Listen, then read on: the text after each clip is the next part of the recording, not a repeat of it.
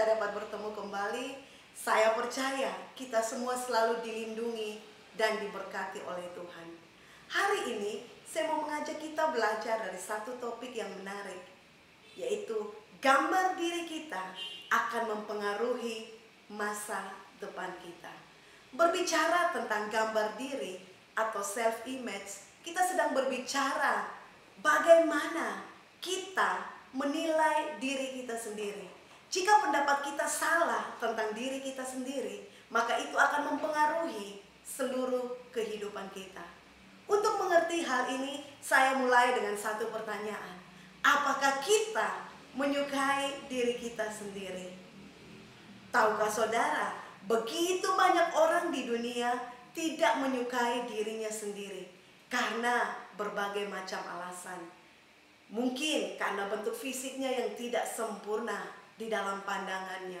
Dia ingin fisiknya lebih baik daripada orang lain. Atau mungkin karena dia dilahirkan cacat. Apapun itu seringkali membentuk gambar diri kita. Alasan yang kedua, karena pendapat orang lain di dalam kehidupan kita. Ketika kita bertemu dengan orang lain, seringkali orang memberikan pendapat. Misalnya, seandainya kamu lebih putih sedikit, pasti kamu akan lebih cantik. Atau kenapa kulitmu kok seperti terbakar matahari? Seandainya kalau kamu memiliki kulit yang lebih cerah, itu lebih bagus. Atau kenapa kamu kok begitu pendek? Saya lebih tinggi dari kamu. Seandainya kamu lebih tinggi, mungkin kamu akan menjadi orang yang luar biasa. Saudara, pendapat orang lain yang seringkali dilontarkan di dalam kehidupan kita, kalau kita menerima hal itu, maka lama-kelamaan itu akan membentuk gambar diri kita. Dan alasan yang ketiga, yaitu karena kita seringkali membandingkan diri kita dengan orang lain. Ketika kita membandingkan diri kita dengan orang lain, kita akan merasa orang lain lebih bagus, orang lain lebih hebat, orang lain lebih luar biasa, sehingga kita sendiri tidak melihat kelebihan-kelebihan yang ada di dalam diri kita. Saudara, ketika kita tidak menyukai diri kita sendiri, itu tidak akan mengubah diri kita. Justru itu akan menambah permasalahan-permasalahan di dalam hidup kita. Di dalam perjanjian lama ada satu tokoh yang sangat menarik bernama Mephiboset. Mephiboset adalah anak dari Yonatan dan cucu dari Raja Saul. Dia dilahirkan secara normal, tetapi ketika dia berusia 5 tahun, inang pengasuhnya ketika mendengar bahwa Yonatan dan Raja Saul telah mati, inang pengasuhnya menggendong dia dan membawa dia lari. Dan ketika dia berlari sangat kencang, Mephiboset jatuh dan sejak saat itu dia menjadi timpang. Tetapi ada hal yang menarik. Ketika Raja Daud menjadi raja, dia menyuruh orang dan bertanya kepada orang itu, apakah masih ada dari keluarga Saul yang masih hidup? Aku akan menunjukkan kasihku kepadanya oleh karena Yonatan sahabatku. Dan ketika Raja Daud bertanya hal itu, lalu Siba, hamba dari Raja Saul itu berkata, masih ada tuanku, anaknya Yonatan yang bernama Mephiboset. Dia sekarang tinggal di Lodebar. Saudara, Lodebar artinya tidak ada padang rumput, atau dengan kata lain, tempat itu adalah tempat kemiskinan. Dan Daud menyuruh orang untuk mengambil Mephiboset dari tempat kemiskinan itu. Dan ketika Mephiboset berjumpa dengan Daud, dia lalu sujud dan menyembah. Mari kita buka firman Tuhan di dalam 2 Samuel pasal 9 ayat 6 sampai ayat yang ke-8. Saya akan bacakan bagi kita. Dan Mephiboset bin Yonatan bin Saul masuk menghadap Daud. Ia sujud dan menyembah. Kata Daud, Mephiboset. Jawabnya, inilah hamba tuanku. Kemudian berkatalah Daud kepadanya, janganlah takut, sebab aku pasti akan menunjukkan kasihku kepadamu oleh karena Yonatan ayahmu.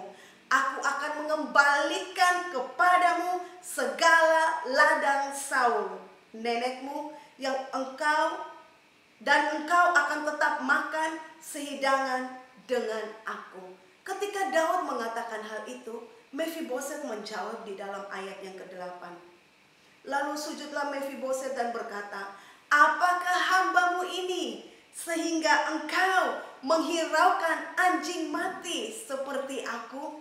Saudara lihat, Mephiboset memiliki gambaran yang sangat buruk tentang dirinya sendiri. Dia memiliki gambaran seperti anjing mati. Itu berarti bahwa Mephiboset merasa dia sama sekali tidak berguna, dia sama sekali orang yang tertolak. Mephiboset tidak bisa memandang dirinya secara benar bahwa dia sebenarnya adalah cucu seorang raja dan dia berhak menikmati warisan-warisan dari sebagai cucu seorang raja.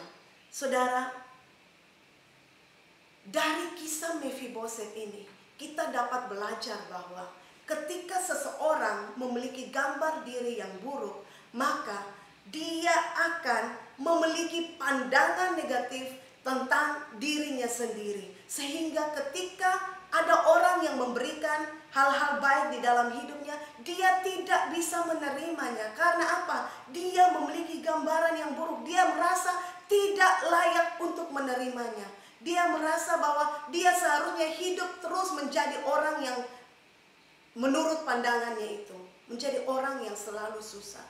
Dan yang kedua dari kisah Mephiboset ini kita belajar bahwa orang yang memiliki gambar diri yang buruk, dia akan selalu menjadi orang yang minder atau orang yang rendah diri. Ketika diperhadapkan dengan banyak orang, dia akan selalu merasa bahwa dirinya tidak layak berada di tempat itu. Saudara, dan orang yang memiliki gambar diri yang buruk tidak akan pernah mencapai apa yang Tuhan rancangkan di dalam hidupnya. Hari ini saya mau kita melihat bagaimana kunci agar kita memiliki pandangan atau gambar diri yang benar. Yang pertama yaitu kita harus sadar bahwa kita berharga. Kita buka kebenaran firman Tuhan di dalam Mazmur 139 ayatnya yang ke-13. Engkaulah yang membentuk buah pinggangku, menenun aku dalam kandungan ibuku. Firman Tuhan menunjukkan dengan jelas bahwa betapa berharganya saya dan saudara. Tuhan sendiri yang membentuk kita di dalam kandungan. Bukankah ini sesuatu yang luar biasa? Dan ketika Tuhan membentuk saya dan saudara di dalam kandungan ibu kita, Dia menaruh kemampuan-kemampuan ilahinya di dalam diri kita. Coba kita renungkan. Tidak ada seorang pun di dunia ini yang sama seperti kita. Sekalipun mungkin kita adalah saudara kembar, kelebihan-kelebihan kita pasti berbeda dengan orang lain. Karena apa? Karena Tuhan sungguh-sungguh merancangkan kita dengan rancangan yang luar biasa, yang begitu unik, yang begitu istimewa.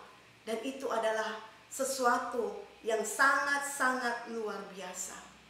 Oleh sebab itu, kita tidak perlu membandingkan diri kita dengan orang lain. Karena orang lain memiliki kemampuan sendiri. Kita pun diberikan kemampuan oleh Tuhan yang luar biasa. Saudara, kita juga tidak perlu berusaha menjadikan diri kita seperti orang lain. Saya melihat banyak sekali contoh. Orang-orang lebih ingin menjadi orang lain dan bukan menjadi dirinya. Orang-orang lebih senang memakai topeng dan tidak mau menjadi dirinya sendiri. Seandainya kita semua mengerti bahwa kita diciptakan begitu istimewa, saya percaya kita tidak akan pernah menyia-nyiakan hidup kita dan menghabiskan waktu kita untuk sama seperti orang lain. Kita harus bisa mengembangkan diri kita sendiri. Dan saudara percaya, ketika saudara mulai mengembangkan diri saudara, Tuhan akan memberkati kita lebih dan lebih lagi. Saudara, Tuhan menciptakan saya dan saudara bukan secara kebetulan. Kita ada di dunia ini bukan hanya karena memenuhi keinginan orang tua kita untuk memiliki keturunan, tetapi sekali lagi kita ada di dunia ini karena Tuhan menginginkan kita ada, dan Dia sudah merancangkan hal yang besar untuk kehidupan kita. Betapa berharganya kita di mata Tuhan. Itu sebabnya Yesus datang ke dalam dunia mencari saya dan saudara dan menyelamatkan hidup kita. Kalau Yesus saja menganggap saya dan saudara begitu berharga, mengapa kita sendiri membuat diri kita tidak berharga? Pikirkan hal ini, saudara. Kalau Yesus saja menganggap kita begitu luar biasa, mengapa kita harus menyia-nyiakan hidup kita? Saudaraku yang kekasih dalam Tuhan kita Yesus Kristus, jangan biarkan iblis, jangan biarkan pendapat dunia ini, jangan biarkan pendapat orang lain, jangan biarkan pendapat sekelilingmu mempengaruhi gambar dirimu. Karena engkau adalah orang yang berharga, orang yang istimewa di mata Tuhan. Setiap hari waktu engkau bangun pagi, berdirilah di depan cermin dan katakan, aku orang yang berharga, aku orang yang istimewa, dan Tuhan punya rencana yang besar atas hidupku. Saudara, saya tidak tahu gambaran diri seperti apa yang sedang saudara miliki hari ini, tetapi dengar baik, apapun itu, Tuhan sanggup mengubahkan kehidupan kita. Dan kunci yang kedua yang kita pelajari hari ini yaitu kita harus berjuang untuk maju. Mari kita membuka kebenaran firman Tuhan di dalam Filipi pasal 3 ayat 13 sampai 14. Saudara-saudara, aku sendiri tidak menganggap bahwa aku telah menangkapnya. Tetapi ini yang kulakukan, aku melupakan apa yang telah di belakangku dan mengarahkan diri kepada apa yang di hadapanku dan berlari-lari kepada tujuan untuk memperoleh hadiah, yaitu panggilan surgawi dari Allah dalam Kristus Yesus. Paulus berkata, bukan seolah-olah aku telah memperolehnya, tetapi aku berusaha mengejarnya. Dan aku melupakan segala hal yang ada di belakangku. Saudara, hal apa yang ada di belakang kita? Masa lalu seperti apa yang pernah kita lalui? Mungkin bagi saudara, masa lalu saudara itu begitu buruk dan engkau malu untuk menceritakannya. Saudara, mungkin masa lalu saudara hidup di dalam hal-hal yang tidak memuliakan nama Tuhan. Saudara hidup di dalam narkoba, free sex, bahkan saudara hidup selalu dibully oleh orang lain. Atau mungkin saudara pernah mengalami pelecehan seksual, atau saudara sendiri adalah pelakunya. Saudara, masa lalu seburuk apapun itu, ketika kita datang kepada Tuhan dan kita menyerahkan hal itu kepada Tuhan, saudara percaya Tuhan adalah ahli untuk mengubah masa lalu kita menjadi hal-hal yang berguna bagi orang-orang yang ada di sekeliling kita. Ada amin, saudara? Tuhan sanggup mengubah masa lalu kita menjadi hal yang luar biasa yang akan memberkati kehidupan kita. Ketika kita berani melupakan masa lalu kita, percayalah bahwa hal-hal yang besar Tuhan sudah sediakan bagi kita. Saudara mungkin berkata, masa lalu saya pernah gagal. Masa lalu masa lalu yang sangat buruk. Masa lalu saya hidup di dalam rumah tangga yang tidak baik. Bahkan suami saya mungkin meninggalkan saya. Tapi saudara, dengar baik, Tuhan sanggup mengubahkan masa lalu kita. Saudara, setiap kita memiliki tujuan hidup dan tidak ada alasan untuk kita tidak menggenapinya. Kita harus berusaha mengejar tujuan hidup yang telah Tuhan rencanakan di dalam hidup kita. Kita tidak bisa menggunakan kelemahan kita dan berkata, saya tidak bisa melakukan apa-apa, saya tidak bisa mencapai tujuan hidup. Karena firman Tuhan berkata, justru di dalam kelemahanlah kuasa Tuhan menjadi sempurna. Saudara, hari ini waktu engkau mendengarkan firman Tuhan, ambil waktu sejenak, renungkan firman Tuhan ini. Bagaimana perasaan kita terhadap diri kita sendiri? Bagaimana gambar diri kita? Mungkinkah kita memiliki gambar diri seperti yang dialami oleh Mephiboset, memiliki gambar diri anjing mati? Ataukah kita memiliki gambar diri bahwa kita adalah orang yang tidak memiliki pengharapan sama sekali? Ataukah mungkin kita merasa kita tidak dikasihi oleh siapapun? Ingatlah dua kunci ini, bahwa kita adalah orang yang berharga di mata Tuhan. Itu sebabnya kita harus berjuang maju untuk mencapai tujuan yang telah Tuhan tetapkan di dalam kehidupan kita. Kiranya kebenaran firman Tuhan ini menjadi kekuatan di dalam kehidupan kita.